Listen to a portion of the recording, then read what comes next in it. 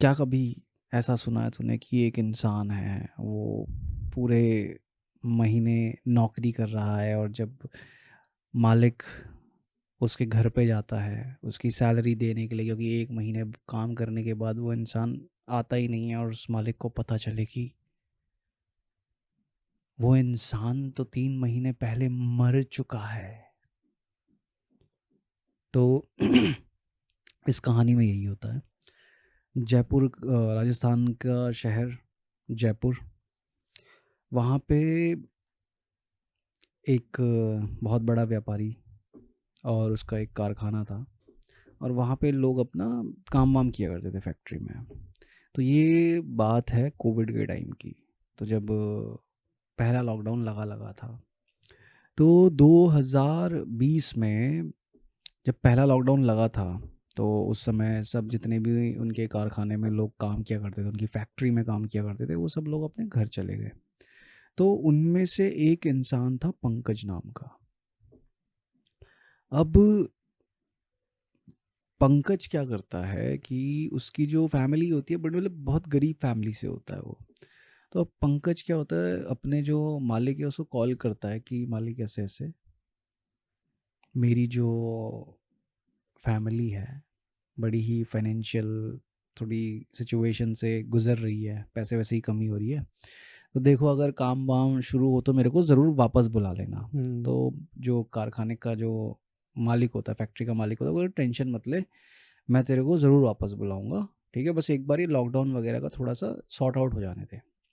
तो फिर क्या होता है कि थोड़े टाइम बाद जो गवर्नमेंट है वो अपना थोड़ा रिलीफ देती है फैक्ट्रीज़ वगैरह को कि हाँ आप फैक्ट्रीज़ वगैरह रन कर सकते हो प्रिकॉशंस वगैरह के साथ, क्योंकि हुँ। काफ़ी चीज़ों की ज़रूरत पड़ रही थी उस टाइम पे। तो जैसे ही गवर्नमेंट का ऑर्डर आता है तो ऐसे ही वो तुरंत अपने फैक्ट्री मालिक जो था उसको कॉल करता है, पंकज। तो फैक्ट्री मालिक बोलते हैं कि हाँ ठीक है तू आ जा। ठीक है, अब वो पहुंच जाता है वहाँ पे काम वाम करने के लिए। काम करता है, पूरा मन लगा के अच्छे से एकदम काम कर रहा है। उसका ये था कि भाई मैं 3 4 5 महीने बाद आया हूँ काम करने के लिए, और फैमिली को बड़ी ही पैसे की ज़रूरत है, क्योंकि सेविंग्स जो थी वो इन 3 4 5 महीनों में ख़त्म हो चुकी है। पैसे की सख्त ज़रूरत है। तो मतलब वो ओवर टाइम भी कर रहा है, अपना नॉर्मल टाइम भी कर रहा है, फैक्ट्री के अंदर ही रह रहा है, सो रहा है, जाग रहा है, सब पूरा। ठीक है। और क्या था कि काम में बहुत ज़्यादा फोकस रहता था वो, किसी से ज़्यादा बातचीत वगैरह नहीं करना है सब। तो मालिक भी बड़ा खुश था उससे कि यार क्या कहते हैं पंकज, तू तो बड़ी मेहनत से काम कर रहा है, गजब है। तो उसने कहा कि हाँ मालिक क्या करें, कंडीशन ही कुछ इस टाइम पे ऐसी हो रखी है कि पैसे की बहुत ज़रूरत है मेरे को। ना कोई बात नहीं, मन लगा के काम कर, बाकी अगर कोई दिक्कत परेशानी होगी तो मुझे बता दियो, बीच में पैसे वैसे की ज़रूरत पड़े तो हुँ। बता। कह रहे नहीं नहीं मालिक, महीने के लास्ट में सैलरी दोगे आप मेरे को, उसी टाइम पे सारा हिसाब किताब कर लेंगे हम। तो फैक्ट्री के जो लोग थे उनको भी पता चली कि भाई पंकज के साथ कुछ ऐसी समस्या हो रखी है, बेचारा बात बात भी नहीं करता किसी से, घर की माली हालत बहुत ज़्यादा ख़राब है, दिन रात काम करता रहता है सब। अब जैसे ही एक दिन क्या होता है, मंथ एंड होने का टाइम आ रहा होता है, तो पंकज अपना काम कर रहा है रात को फैक्ट्री के अंदर। फैक्ट्री बहुत ज़्यादा ऐसी बड़ी नहीं कि बहुत ज़्यादा बड़ा मैन्युफैक्चरिंग प्लांट हो, नहीं, नॉर्मल एक हॉल था। ठीक है, उसमें उन्होंने फैक्ट्री लगा रखी थी, एक छोटी सी कारखाना टाइप, मतलब कुछ मैन्युफैक्चरिंग करते थे वो चीज़ लगा रखी थी उन्होंने। और बाहर ही मतलब उसी के अंदर ही एक छोटा सा मालिक ने अपना ऑफिस बनाया हुआ था। ठीक है, तो वही सब सारा काम किया करते थे। और बाहर 2 सिक्योरिटी गार्ड रहा करते थे रात को देख रेख करने के लिए फैक्ट्री की, चोरी वरी ना हो जाए। हुँ। तब होता क्या है कि अब पंकज जो था वो तो फैक्ट्री में ओवर टाइम वगैरह सब कर रहा था। तो बाकी जो उसके साथ के ओवर टाइम करने वाले थे वो एक दिन निकल गए अपना करके 9 साढ़े 9 बजे तक। पंकज रात के 10 11 बजे तक काम कर रहा है उसी फैक्ट्री में। ठीक है, क्या होता है कि फैक्ट्री का सिक्योरिटी गार्ड अंदर फैक्ट्री के अंदर चक्कर मारने आता है, देखता है कि हाँ भाई सब चले गए हैं, कि कोई है अंदर, काम चल रहा है कि नहीं चल रहा है, ये सब चीज़ चेक करने आता है। तो वो देखता है कि गेट के बाहर से ही देख लेता है वो कि पंकज जो है वो कुर्सी पे मतलब बहुत अजीब बेसुध तरीके से पड़ा हुआ है।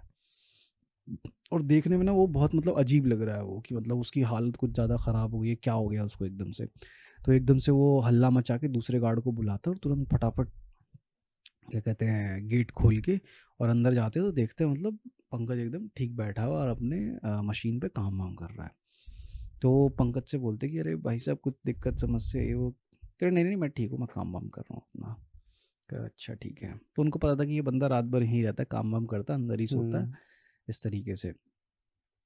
अब अगले दिन सुबह होती है, तो सुबह वो ये बात अपने जो फैक्ट्री का मालिक होता है, दोनों सिक्योरिटी गार्ड उसको बताते हैं कि भाई ये पंकज जो है, हमको ऐसा दिखा था कि ये अपनी जो सीट है उस पर थोड़ा बेसुध सा पड़ा हुआ था, लेकिन जब हम अंदर गए तो अपना नॉर्मल काम कर रहा था। कहीं ऐसा ना हो कि इसकी कुछ तबीयत ख़राब हो रही है, उसके दिमाग पे लोड पड़ रहा हो और ये हमसे छुपा रहा है उस बात को। तो मतलब ऐसा ना हो कि कल के दिन फैक्ट्री में इसके साथ कुछ दिक्कत परेशानी हो जाए, तो फैक्ट्री के ऊपर भी बात आ जाए, और ये मतलब ये अपनी अपना भी कुछ हेल्थ का नुकसान कर ले, इसके साथ कुछ अनहोनी ना हो जाए। तो इसको थोड़ा समझाओ समझाओ कि इतना टेंशन लेके काम ना करे, ये सारी चीज़ें। तो मालिक बोलते कि अरे कोई बात नहीं, चलो मैं उससे बात कर लूँगा, ऐसा कुछ नहीं है, वैसे तुमको शायद कुछ वहम वहम हुआ होगा ये सब। ठीक है। अब क्या होता है, जैसे ही महीना ख़त्म होता है तो सब लोग अपना जो दूर आसपास के गांव से आए होते हैं छुट्टी उट्टी के लिए जाते हैं संडे वगैरह को। तो ऐसे ही पंकज भी चले जाता है, बोलता है मालिक मैं जा रहा हूँ अपना, और जब मैं आऊँगा वापस तब सैलरी वैलरी का जो भी है मेरा हिसाब कर देना आप। ठीक है। तो उन्होंने कहा कि ठीक है टेंशन मत ले, अगर तेरे को अभी पैसे चाहिए तो बता दे, मैं अभी तेरी सैलरी वैलरी का हिसाब करके देता हूँ, घर जा रहा है तो दे दिया। नहीं नहीं मालिक मैं जब आऊँगा तब। ठीक है। अब वो अपने घर चले जाता है पंकज। सोमवार आया, मंगलवार आया, एक हफ्ता बीत गया, पंकज वापस ना आए। अब उसको बड़ी ही वो हुई टेंशन कि ये बंदा जो एक तो इतना परेशान था 1 महीने से पैसों के लिए, और उसने मुझे कहा भी था कि मैं वापस आके आपसे पैसे लूँगा, एक हफ्ता बीत गया, वो आया क्यों नहीं। तो आपस में उन्होंने, जो फैक्ट्री का मालिक था और जो फैक्ट्री में और लोग काम करते थे, उन्होंने उससे पूछा भाई तुम्हें कुछ खोज खबर है उस बंदे की। तो बाकी बंदों ने बोला कि नहीं हमें कुछ खोज खबर नहीं है, आप टेंशन मत लो, क्या पता अपना थोड़ा इलाज विलाज करा रहा होगा, डॉक्टर को दिखा रहा होगा, थोड़ा आराम आराम कर रहा होगा, 1 महीने से बेचारे ने बिना सोए जाके काम करा है ना। तो उन्होंने उनको भी लगा कि हाँ हो सकता है मे भी। अब ऐसे ही हफ्ता से 10 दिन बीता, 15 दिन बीता, 20 दिन बीता, लेकिन पंकज वापस नहीं आया। अब मालिक को होने लगी टेंशन कि यार बंदा आया क्यों नहीं, ना फ़ोन करके कोई खोज खबर दी, ऐसा क्या हुआ है। तो अब होता क्या है कि 3-4 दिन बाद उनको क्या कहते हैं किसी जगह जाना था। उस जगह जाते हुए पंकज का गांव रास्ते में पड़ता था।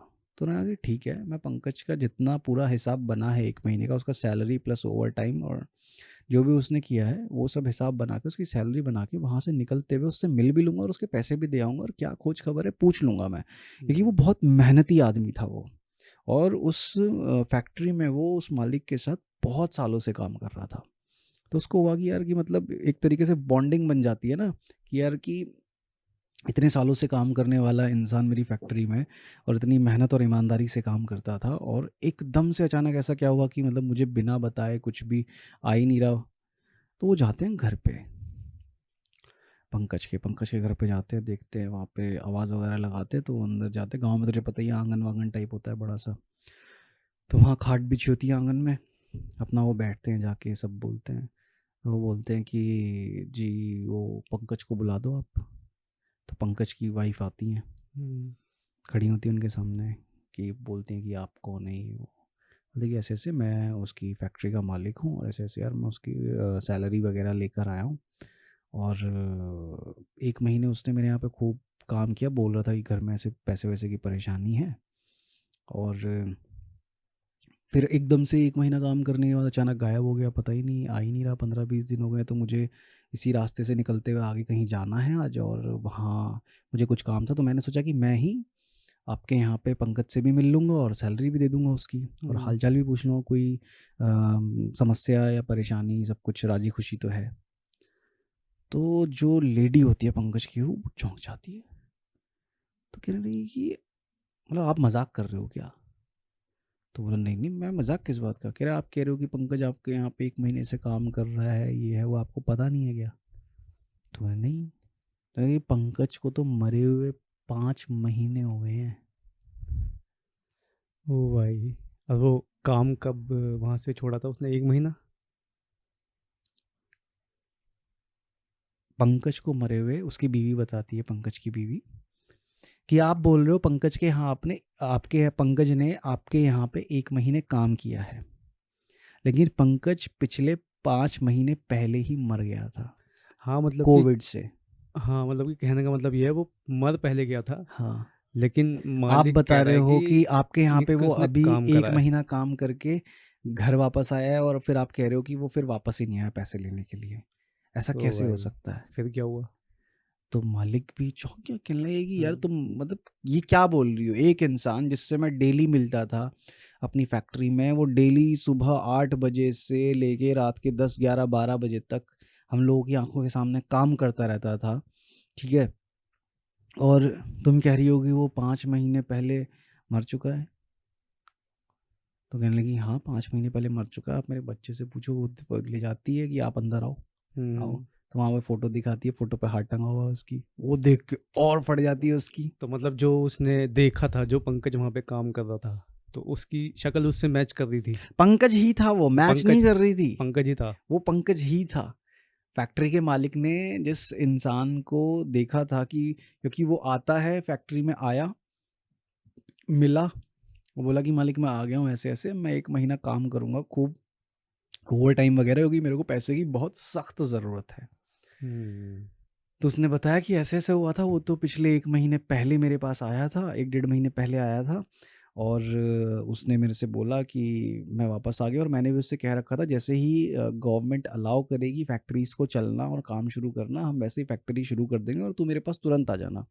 जैसे ही मैंने फैक्ट्री शुरू करी, वो मेरे पास आ गया, और आके उसने मेरे से बात करी कि मुझे क्या कहते हैं कि काम स्टार्ट करना है आज से ही, अभी से ही, और मैं ओवर टाइम करूँगा जॉब के साथ, और खूब लंबा ओवर टाइम करूँगा, क्योंकि मुझे पैसों की सख्त ज़रूरत है। घर में थोड़ा सा माली हालत बहुत ज़्यादा ख़राब हो गई, क्योंकि सेविंग्स ख़त्म हो गई हैं। हम्म।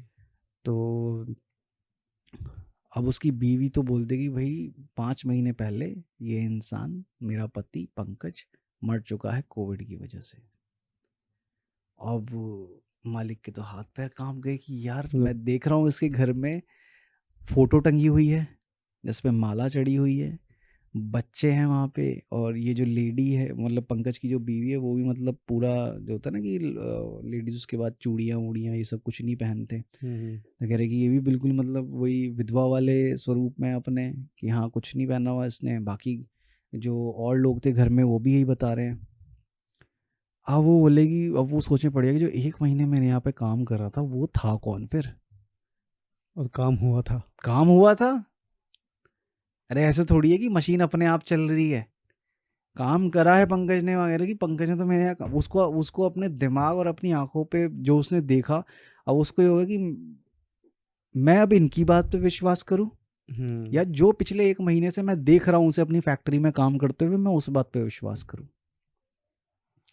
तो उसको तो हुआ नहीं, कह रहा कि यार मेरे को यकीन नहीं हो रहा अभी भी। हम्म। तो उन्होंने बोला कि देखो, हम आपसे झूठ क्यों बोलेंगे? क्या पंकज का मतलब आप पे कोई आपसे कोई कर्जा वगैरह था, कि पंकज ने कुछ आपसे ले रखा था पैसे वगैरह? कह रहे कुछ नहीं ले रखा था, बल्कि मुझे उसका पैसा देना है, और मैं ये पैसे लेकर आया हूँ उसके सैलरी और ओवर टाइम के जो कुछ नहीं। तो कह रहे कि हम झूठ क्यों बोलेंगे फिर आपसे? अगर आपको यकीन नहीं होता तो गांव के आस पड़ोसियों को बुला के लाते हैं कि भाई ये कुछ आपसे पूछेंगे, बताओ इनको। तो फैक्ट्री का मालिक पूछता है कि पंकज जो है कि वो कब कितने टाइम पहले एक्सपायर हुआ? कह रहे कि जी वो गांव वाले बोलते कि जी 4-5 महीने पहले एक्सपायर हो गया था वो कोविड में। वो परेशान। तो कहता है कि जी भाई, वो कहता है कि जो फैक्ट्री का मालिक है वो कहता है कि अब मेरा दिमाग प्रोसेस नहीं कर पा रहा है इस बात को, चलो मैं जो भी हुआ है मैं इस बात पे बाद में सोच विचार करूंगा। हम्म। अभी आप ये लिफाफा देता है, बोलता है कि ये पंकज की जो 1 महीने उसने मेरे यहाँ पे काम किया है ये सब है, आप ये पैसे लो और गिन लो इनको, ठीक है? तो वो पैसे गिनती है लेडी, ठीक है, और जब गिनती है तो गिनते ही ना भाई उसकी आंखों में आंसू आने लग जाते हैं। तो वो पूछता है कि भाई आप रोने क्यों लग गई? तो कहने लगी अब मुझे सब कुछ क्लियर हो गया है कि मतलब कि आपके साथ क्या हुआ है। हम्म तो वो बोलता है कि मतलब, कह रहे कि आपने इसमें 50,000 रुपये दिए ना। कह रहे हैं हाँ 50,000 रुपये दिए हैं। तो बोली कि पंकज के जाने के बाद हमारा इनकम सोर्स तो ख़त्म हो गया, मेरे पति थे कमाने करने वाले सबका घर में। यानी कि पिछले कुछ दिनों से मैं बहुत परेशान थी और मैं भगवान की फ़ोटो के आगे आके और वो पंकज की तस्वीर को देख के यही बोलती थी कि किसी भी कहीं से तरीके से मेरी 40 से 50,000 रुपये तक की मदद हो जाए तो मैं कोई एक छोटा मोटा काम शुरू कर लूँगी जिससे मैं अपने बच्चों को पाल सकूँ और उनको स्कूल भेज सकूँ, पढ़ा सकूँ रेगुलरली उनको। हम्म मैं बहुत टाइम से ऐसी परेशान थी और आज जब मैं इन पैसों को गिना और ये 50,000 रुपये ही हैं पूरे जितनी मेरे को ज़रूरत थी, और आपने कहा ये पंकज ने आपके यहाँ 1 महीने काम करके कमाए हैं, तो शायद मेरे पति पंकज की आत्मा हमारे साथ है, हमारी हर बात सुन रही है और उन्होंने मेरी इस तकलीफ़ को सुना, जाना और वो आपके यहाँ गए काम करने के लिए। इंसेन भाई। तो मतलब वो इंसान मरने के बाद आफ्टर लाइफ में भी अपने परिवार के लिए जाता है, वहाँ उस फैक्ट्री में 1 महीना काम करता है और जो काम करता है और जो भी उसने कमाई करता है वो घर पहुंच जाती है, क्योंकि उसको विश्वास होता है कि मेरा मालिक बिल्कुल सही आदमी है, मुझे बस 1 महीने यहाँ पे काम करना, उसके बाद पैसा ही अपने आप पहुंचा देगा। और बीच में जो सिक्योरिटी गार्ड्स एक रात देखते हैं ना कि हैंकर ये अपनी कुर्सी पे सुध-बुध हालत में पड़ा होता है, तो उस वक्त जो है, जो मैंने दिमाग लगाया इस कहानी में कि उनको ऐसा दिखाई देता है, तो वो ये है कि पंकज तो मरा हुआ इंसान है, हाँ ठीक है? तो उस मोमेंट में पंकज अपनी सीट पे बैठा हुआ अपनी एक तरीके से रियल उसमें था कि सिक्योरिटी गार्ड ने कि अजीब तरीके से बैठा हुआ था, तो पंकज अपनी जो वो प्रेत वाली वो जो चीज़ थी ना उसमें आ रखा था उस समय पे, इसलिए सिक्योरिटी गार्ड्स को वो कुर्सी पे बैठा हुआ बहुत अजीब लग रहा था। जैसे उसने देखा कि सिक्योरिटी गार्ड्स आ रहे हैं अंदर चेक करने के लिए, उन्होंने मेरे को देख लिया, तो वो अपनी वो पंकज वाली इमेज के अंदर वापस आ गया वो। तो एक प्रेत, एक इंसान जिसने मरने के बाद भी 1 महीने के लिए एक कारखाने में जॉब करी आके। तगड़ी कहानी थी भाई। इंसेन भाई साहब। अब ऐसे ही कोविड से रिलेटेड मेरे पास भी है कि मतलब कोविड से पहले तक तो जो लेडी थी वो, है ना, जो रिश्तेदार रहे होंगे वो काफ़ी ज़्यादा मतलब भला बुरा कहते थे, लेकिन कोविड के बाद ऐसा क्या हुआ कि एकदम से उनका जो बिहेवियर था वो चेंज हो गया। तो ये कहानी इस बारे में है। ओके। ठीक है, तो कहानी में ये कहानी जो है ये है विशाल की। विशाल एक लड़का है और शायद से ये पश्चिम बंगाल की कहानी है। तो पश्चिम बंगाल में रहते हैं ये लोग। तो इनकी फैमिली में जो है पापा हैं, मम्मी हैं और इनकी नई नई शादी हुई होती है, तब विशाल पैदा नहीं हुआ था। ठीक है, तो इनकी नई नई शादी होती है और जो इनकी जो वाइफ होती है वो काफ़ी ज़्यादा एजुकेटेड होती है और मॉडर्न भी होती है। तो जब वो अपने ससुराल आती है तो उसके घर वाले जो होते हैं कि काफ़ी ताने मारते हैं उसको, काइंड ऑफ कि बहुत ज़्यादा मतलब अपने आप में बनती है और इसका पहनावा देखो, इस टाइप से काफ़ी ताने मारते थे उसको। तो उनका ऐसा है कि वो लोग जो अपने घर में रहते थे वो लोग रहते थे ऊपर फर्स्ट फ्लोर पे, नीचे वाले फ्लोर पे रहते थे चाचा चाची, मतलब उनके जो क्या नाम है छोटे भाई, जो वो पर्सन था। तो अब उसके चाचा चाची को, मतलब विशाल के चाचा चाची को तब उस टाइम में बच्चा नहीं हो रहा था। ठीक है, तो पहले तो वो उस चीज़ से किलसते थे कि इसकी बहू आ गई पढ़ी लिखी। अब वो इस चीज़ से किलस रहे हैं, तब विशाल हो गया था। ठीक है, 4-5 साल बाद अब वो इस चीज़ से किलस रहे हैं कि हमारे बच्चा नहीं हो रहा और उनके बच्चा हो गया। ठीक है, तो पहले तो वो लोग उनको गाली भी देते थे। बीच में ऐसा हुआ कि उसके चाचा चाची ने उनसे बात करना भी बंद कर दिया, है ना। फिर अचानक फिर लॉकडाउन लगा और लॉकडाउन जैसे ही हटा तो फिर क्या होता है कि उसके चाचा चाची का बिहेवियर एकदम से चेंज हो जाता है। कि पहले तो वो जहाँ मतलब कि घर के बंटवारे की बात कर रहे थे कि हमें हमारा हिस्सा दो, हम यहाँ नहीं रह सकते, इसको बेचो। और उसकी विशाल की मम्मी को गालियाँ वालियाँ देते थे, वो सब बहुत ही बुरा करते थे मतलब उनके साथ। तो क्या नाम है, फिर उसके बाद सब कुछ चेंज हो गया। अब क्या होता है, अब जैसे विशाल बताता है कि अब तो चाचा चाची मतलब कि उसको बुलाते हैं घर पे, उसको मिठाइयाँ भी देते हैं, नए नए कपड़े भी ला के देते हैं, नए नए गिफ्ट भी ला के देते हैं, ठीक है। और उसके लिए जो उसको खाना होता है, लाइक अब बंगाल वगैरह में मीट वीट बहुत चलता है, मच्छी वगैरह है ना, तो उसको नई नई डिशेस बना के खिला रहे हैं, कभी मच्छी कभी कुछ कभी कुछ। तो वो काफ़ी ज़्यादा मतलब खुश है कि हाँ मेरे चाचा चाची अब सही हो गए हैं। लेकिन कुछ टाइम तक ऐसे ही चलता है ना। और उसके पापा का भी मतलब बिजनेस वगैरह सब कुछ अच्छा चलता है, ठीक है। और उसके पापा नई गाड़ी भी लेते हैं, सब कुछ बढ़िया एकदम स्मूथ जा रहा था। तो फिर अचानक से एक दिन विशाल की जो है तबीयत ख़राब होने लगती है, ठीक है। वो जो भी कुछ खा रहा था तो वो उल्टी कर देता है, ठीक है। और उसके बाद उसके घर वाले डॉक्टर वगैरह को दिखाते हैं तो कुछ समझ नहीं आता। तो ऐसे ही वो कुछ भी खाता था मतलब उल्टी कर देता है। एक बार उसको हॉस्पिटल में भी भर्ती कराया तो पता चला कि उसके पेट में जो है कुछ लिक्विड फ्लूइड जैसा जमा होने लग गया, जिसकी वजह से वो जो भी खा रहा है ना वो उल्टी कर दे रहा है, ठीक है। तो उसका ट्रीटमेंट चल रहा है, जब तक दवाई खाता है तब तक ठीक रहता है, जब दवाई छोड़ देता है तो फिर दोबारा से वही कंडीशन हो जाती है, ठीक है। अब ये सीन चल रहा था, दवाइयाँ खा रहा है, तो उसको कुछ टाइम बाद ना जैसे वो सोता था तो उसको अपने सपने में एक ब्लैक साया दिखता था। उस ब्लैक साये की हाइट लगभग 7 से 8 फीट रहती है, और वो उसको मार रहा है, थप्पड़ मार रहा है उसको, खींच रहा है उसको, घसीट रहा है, ठीक है। सपने में हो रहा है ये सब चीज़। और जब वो नींद से जाग रहा है तो फिर तो भी मतलब उसको ये महसूस हो रहा है, उसकी जो चोटें लगी है ना उसको फील हो रही है वो चीज़, ठीक है। वो बताता नहीं है लेकिन अपनी मम्मी को, ठीक है। ऐसे ही दिन बीतते हैं। तो अब क्या होता है ना कि जो उसके पापा होते हैं, उसके पापा बाहर काम करते होते हैं, घर पे आना बहुत ही कम होता है, ठीक है। अब जब भी वो आते हैं तो अनबन रहती है, ठीक है। बिजनेस में जो भी होता है उनका, काम में जॉब में लॉस होने लगता है, ठीक है, कि जॉब जाने तक की नौबत आ जाती है, ऐसा हो जाता है। और वहीं दूसरी तरफ जो उसके चाचा चाची थे उनका सब कुछ स्मूथ चल रहा है, कि मतलब कि उनके बच्चा भी हो गया, और उन्होंने 2 गाड़ियां भी ले ली, ठीक है। धीरे धीरे मतलब कि जो इनका था वो उधर की तरफ शिफ्ट होते जा रहा है।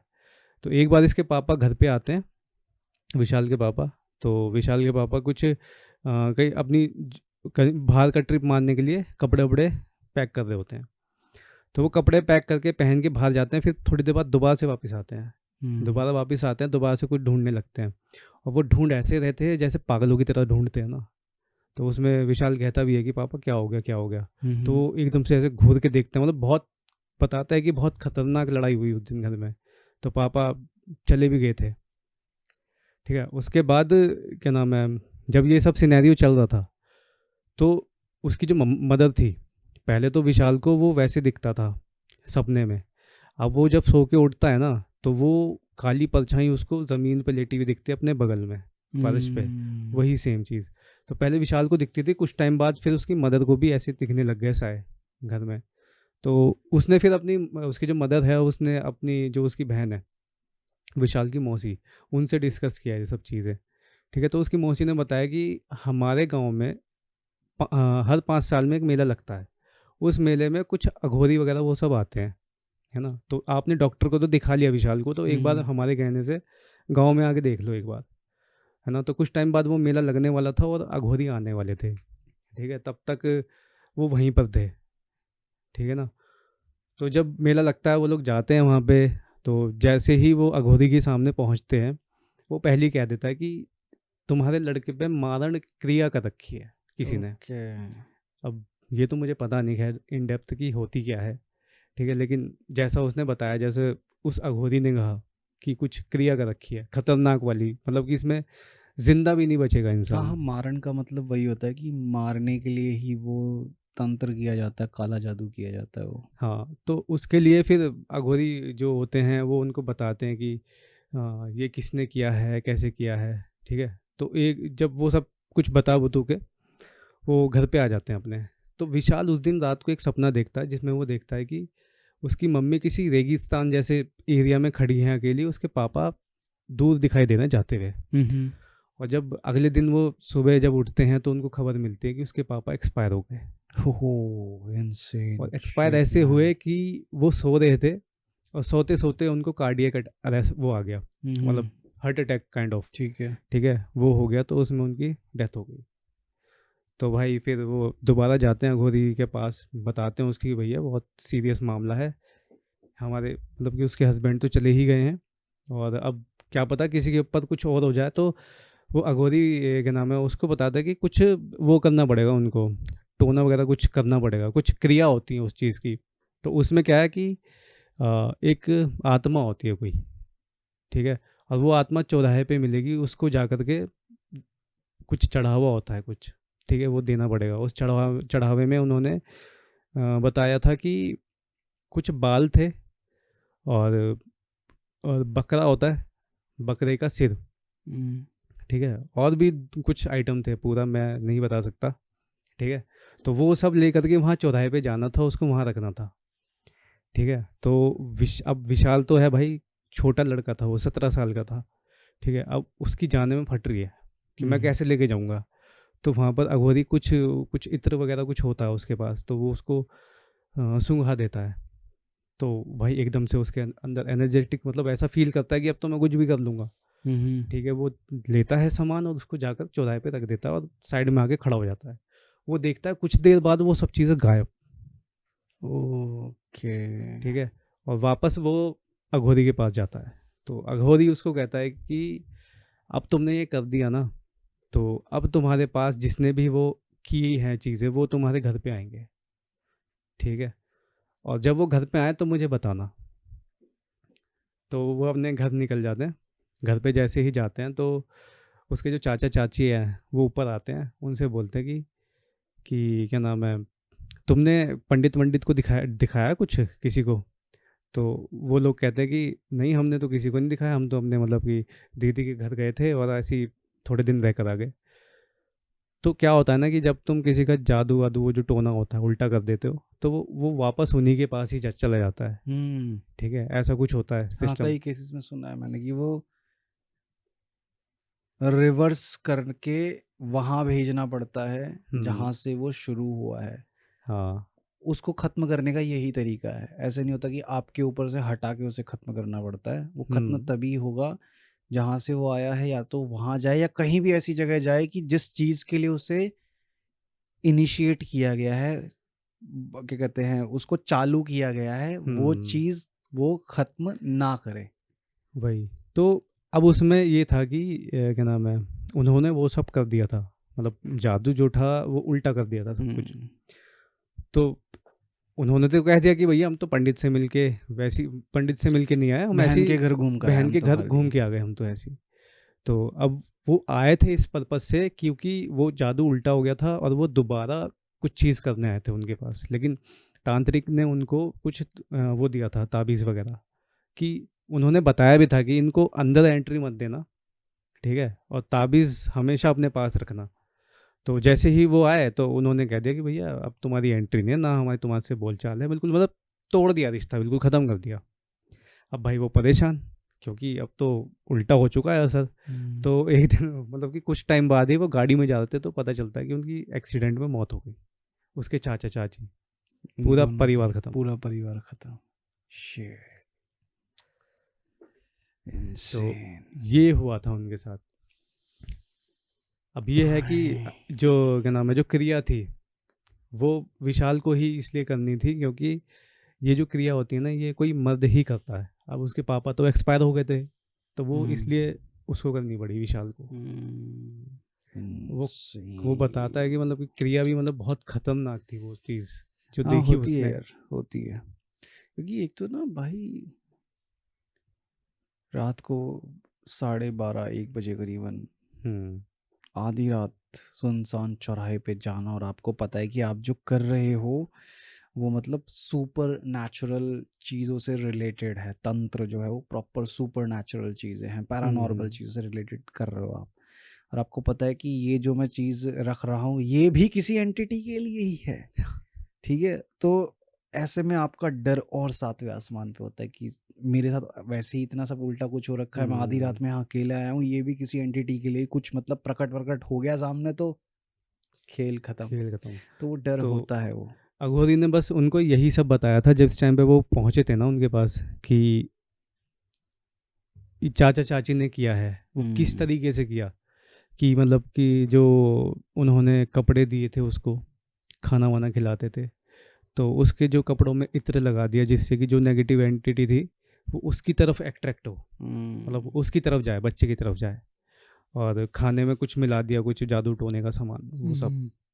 तो ये चीज़ होती है आज के टाइम में, काफ़ी ज़्यादा देखने के लिए मिलती है भाई। ये तो है, इसलिए तो कि मतलब ज़्यादातर कहा जाता है कि अपने जो लाइफ की जो चीज़ें हैं ना वो बिल्कुल भाई पर्सनल ही रखनी चाहिए उसको बहुत ज़्यादा। तुम्हें किसी चीज़ खुशी है अपने तक ही रखो, उसको पोस्ट करना, उसको दिखाना, हर छोटी चीज़ की वीडियो बना के डालना इंस्टाग्राम या व्हाट्सएप स्टेटसेस पे नहीं, मत किया करो। क्योंकि ठीक है, अगर 10 लोग आपके लिए अच्छा फील करेंगे, आपको कॉन्ग्रेचुलेट करेंगे उस चीज़ के लिए, तो 5 लोग ऐसे भी होंगे जो मतलब जलेंगे, जेलसी फील करेंगे, उनके अंदर वो ईर्ष्या वाला फैक्टर होगा आपके लिए कि ये इंसान खुश क्यों क्यों है। है, और ये बहुत इजी है ये सब करना ठीक वैसे। है, और तो भाई सिंपल सीधी बात है कि अपनी खुशी वो आपके लिए है, एंजॉय करो उसको यार, चिल एंजॉय करो। ठीक है, ये तो अपने ऐसा में ही होता है ना एंजॉय पोस्टिंग कर करना लो। की काइंड ऑफ, कि तुमने कर दिया, अब दूसरे को तुम जला रहे हो, जला मतलब दिखावा चलो, कर रहे हो उस चीज़ मान का। लो कि कोई इतना खुश है कि वो दिखा भी रहा है, बट उसका कोई पॉइंट एंड पर्पस नहीं है। क्योंकि जिस टाइम तक मान के चलो कि इंस्टाग्राम और व्हाट्सएप नहीं था, तो लोग तब भी तो अपना एंजॉय कर लेते थे ना। तो बस यही समझ के चलो कि हाँ, आपकी लाइफ के पर्सनल मोमेंट्स, आपकी लाइफ के बहुत ज़्यादा हैप्पीनेस वाले मोमेंट्स आप अपने तक ही रखो। ठीक है, आप कहीं वेकेशन पे घूमने जा रहे हो, कुछ कुछ नई चीज़ ले रहे हो, कुछ भी ऐसा कर रहे हो जो आपके लिए आपकी लाइफ में मायने रखता है, जो एक आपको अचीवमेंट वाली फीलिंग देता है, वो भाई अपने तक रखो। कोई फोटो डालने किसी की को कुछ कुछ नहीं है, मत क्योंकि बताओ एक बस। बहुत सारे लोग नहीं चाहते कि आप ग्रो करो वैसा लाइफ में, और जब आप करते हो तो फिर लोग जलते हैं, और जलन में लोग क्या क्या नहीं करते। और ज़्यादातर तो ये वो होते हैं जो खास, जो आपके सगे संबंधी होते हैं, हाँ हाँ, वो सगे ज़्यादा होते संबंधी हैं। होते हैं, दोस्त होते हैं। तो यार जलन वाली बीमारी तो ऐसी है, जेलसी, वो किसी को भी किसी से भी हो सकती है, आपके पड़ोसी को हो सकती है, मतलब किसी को भी हो सकती है। तो मेरा मानना ये है कि भाई अपनी लाइफ की कुछ भी चीज़ें जो भी अपने तक रखो, कुछ से ज़्यादा सोशल मीडिया पे पोस्ट वगैरह करने की नीड नहीं है अब। क्योंकि हाँ बता। शायद से फोटोज से भी हो जाती हैं चीज़ें, हाँ है हाँ ना। हाँ, तंत्र साधना जो है, साधना कह रहा हूँ, जो तंत्र साधते हैं जो, हाँ, ठीक है, किसी के उनको बस एक ऊपर जो चीज़ चाहिए करना होती है होता है, ना उनको छोटी, कुछ भी चीज़ एक चाहिए एक, होती है उस एक इंसान मीडियम से चाहिए, जुड़ी है हुई, ना, एक वो मीडियम मीडियम चाहिए बस। चाहिए, वो मीडियम हम्म फोटोग्राफ बन सकता है, वो हम्म कपड़ा हो सकता है, आपका एक बाल, एक नाखून, कुछ भी, आपका टूथब्रश, कुछ भी हो सकता है। हम्म उनको बस एक मीडियम चाहिए जिससे कि वो बस आपके ऊपर उस एंटिटी को डाल सके, डाल या सके। किसी भी तरह की नेगेटिव एनर्जी को आपके ऊपर डाल सके, उनको बस वो एक मीडियम चाहिए। हम्म तो हाँ, इट्स बेटर कि आप अपनी चीज़ें अपने तक ही रखो। फिर अपनी नेक्स्ट और लास्ट कहानी की तरफ हम चलते हुए, अब भाई ये कहानी है दो दोस्तों की। अब क्या है कि दो दोस्त हैं, ठीक है, आशीष और राहुल। अब ये आशीष और राहुल रात के 1 बजे गुड़गांव से चले हैं गाज़ियाबाद आने के लिए। अब लगभग जो पूरी ड्राइव है वो 3 से 4 घंटे की है। तो होता क्या है कि गुड़गांव में है एक एमजी रोड, ठीक है, तो उस एमजी रोड से ये लोग आते हैं। और जो राहुल है उसको पहले से ही पता था कि एमजी रोड में कुछ गड़बड़ हिसाब किताब होता है, रात को यहाँ से नहीं जाना चाहिए। तो पहले तो अपने दोस्त को मना करता है कि एमजी रोड से मत ले यार। वो कहता है कि यार जो आशीष है वो कहता है राहुल से कि यार दूसरी रोड से जाएंगे तो शायद थोड़ा ज़्यादा टाइम लग सकता है। कह रहा है कि भाई कोई नहीं, आधा घंटा ज़्यादा लग जाएगा बट सेफली तो पहुँच जाएंगे, कि मैंने इस रोड के बारे में बहुत कुछ सुना हुआ है। कह रहा है कि यार तू खामा टेंशन लेता है। तो अब आशीष अपना चल रहा है, राहुल अपना चल रहा है। अब दोनों को लग रही है भूख, क्योंकि वो वहाँ से सीधा निकले, उन्होंने डिनर वगैरह करा नहीं कुछ भी रात का। तो कह रहे यार भूख लग रही है बहुत। अब क्या देखते हैं, वो एमजी रोड पे चल रहे हैं, सीधा सामने जा रहे हैं, तो उनको दिखता है सामने एक टीन टाइप डाल डूल के ऐसे ढाबा टाइप बना रखा है, ठीक है।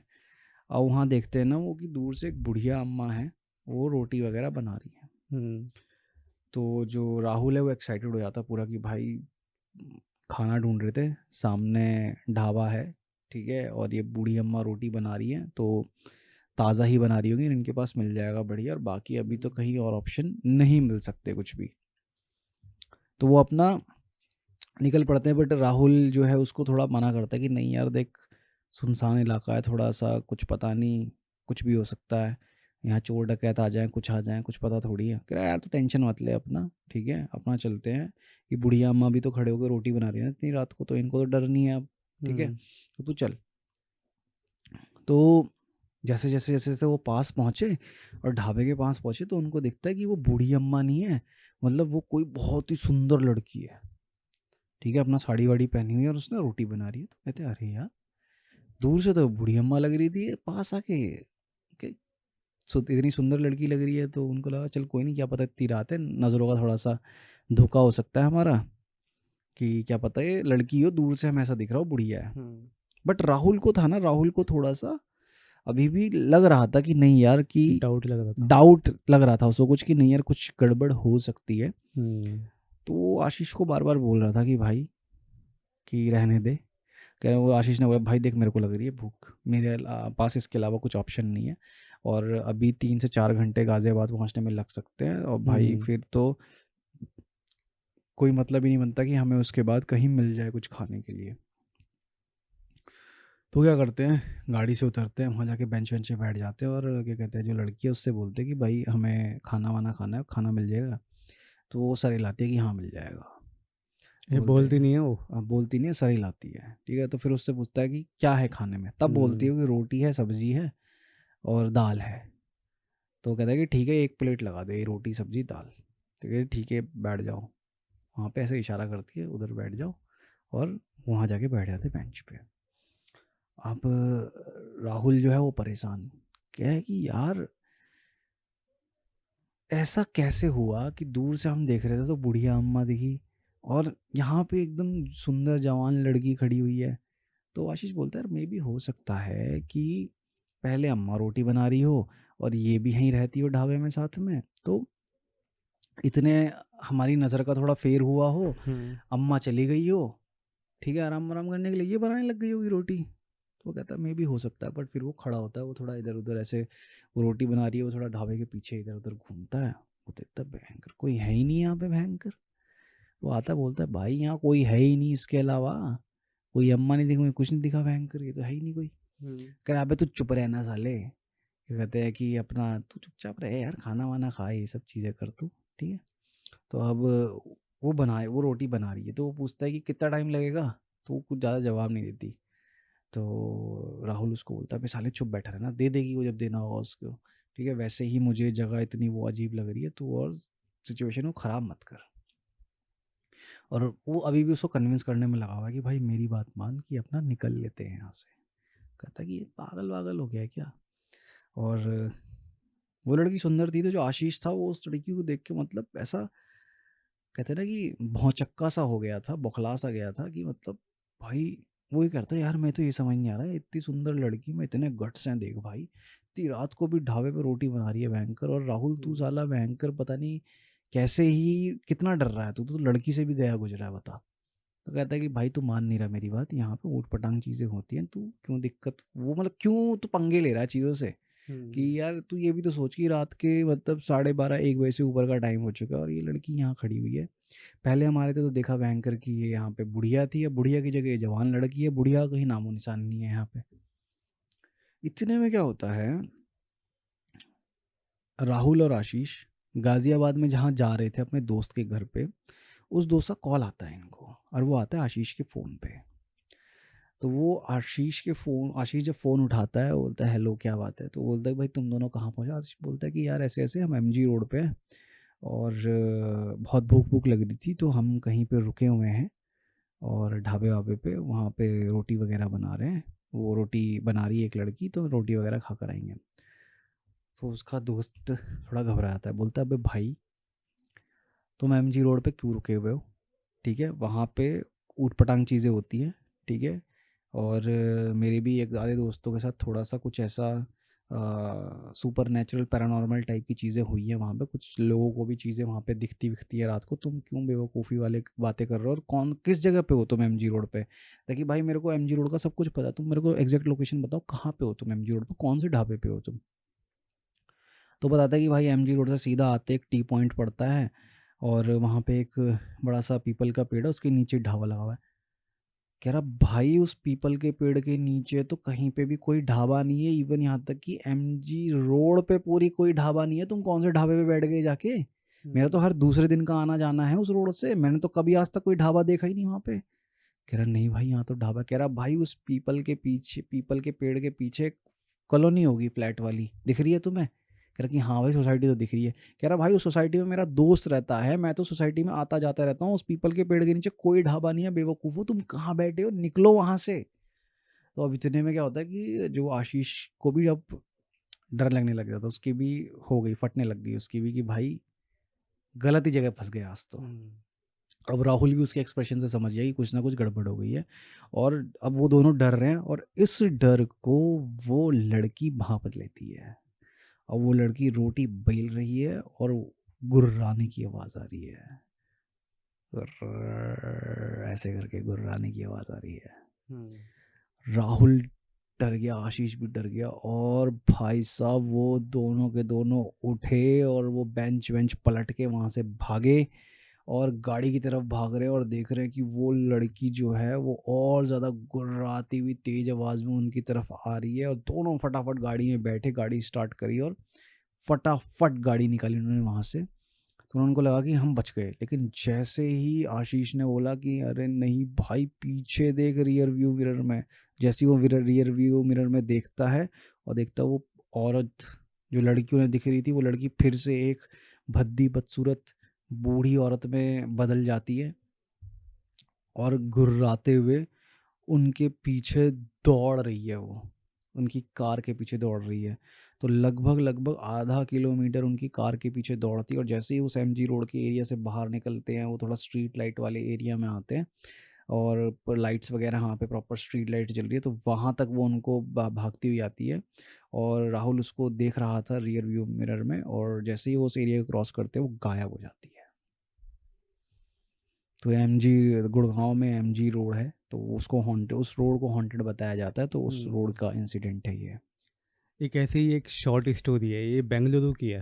अभी तूने बताया ना हॉन्टेड रोड का, तो ये भी ऐसे ही है कि एक हस्बैंड वाइफ थे, ठीक है। वो ना बेंगलुरु में एक हाईवे होगा कोई भी, तो उस हाईवे से जा रहे थे, तो हाईवे पे लगा था जाम, उनको जाना था जल्दी, ठीक है। तो उन्होंने वहीं किसी ढाबे वाले से पूछा कि मतलब कोई शॉर्टकट है जो आगे निकाल दे।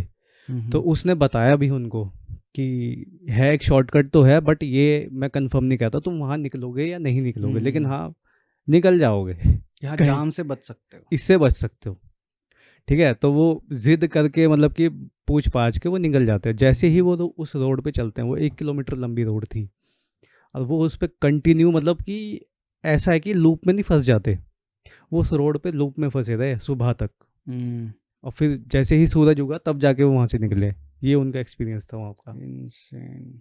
यार ये मतलब जो ये लूप वाली, टाइम लूप वाली, मैंने भी काफ़ी लोगों के इंसिडेंट्स और कहानियां सुनी हैं, पता नहीं भाई ये कितने सच होते हैं कितने नहीं होते, क्योंकि टाइम लूप बन जाना है, या तो ये होता होगा कि उनको ऐसा लग रहा है कि वो चल रहे हैं और वापस घूम घूम के एक ही जगह पे आ रहे हैं, ठीक है, क्योंकि वो एंटिटी खेल रही है उनके दिमाग से, वो क्योंकि होता है ना, वो छलावा कहते हैं उसको। हाँ, कि वो एंटिटी उनके उनके साथ उनके दिमाग के साथ खेल रही है साइकोलॉजिकली, इतनी पावर है उस एंटिटी के अंदर कि वो उनको ऐसा दिखा रही है कि वो चल रहे, बट नहीं, वो वहीं खड़े और उनको लग रहा है उनकी कार घूम रही है बार बार बार बार बार बार। इल्यूजन हो रहा है उनको। हाँ, तो मुझे तो ये लगता है in most of the cases कि वो चल नहीं रहे होते, उनकी कार वहीं खड़ी होती है, उनको ऐसा वो दिखा रही है कि तुम मेरे से भाग रहे हो लेकिन घूम के वहीं आ रहे हो। क्योंकि वही चीज़ लोगों के अंदर फ़ियर क्रिएट करती है कि ये क्या हो रहा है, हम बार-बार घूम-घूम के यहीं आ गए। तो वो चीज़ है। तो फिर अगले हफ्ते ऐसे ही एक और अमेजिंग स्टोरीज़ और अमेजिंग मिस्ट्रीज़ के साथ हम मिलेंगे आपसे। तब तक के लिए बाय बाय। चैनल को सब्सक्राइब करो, वीडियोस को लाइक एंड हाइप करो। आपके सपोर्ट की इस चैनल को और हमें बहुत ज़रूरत है। और ऐसे ही अमेजिंग स्टोरीज़ और मिस्ट्रीज़ के लिए देखते रहिए the reality radio. Bye bye.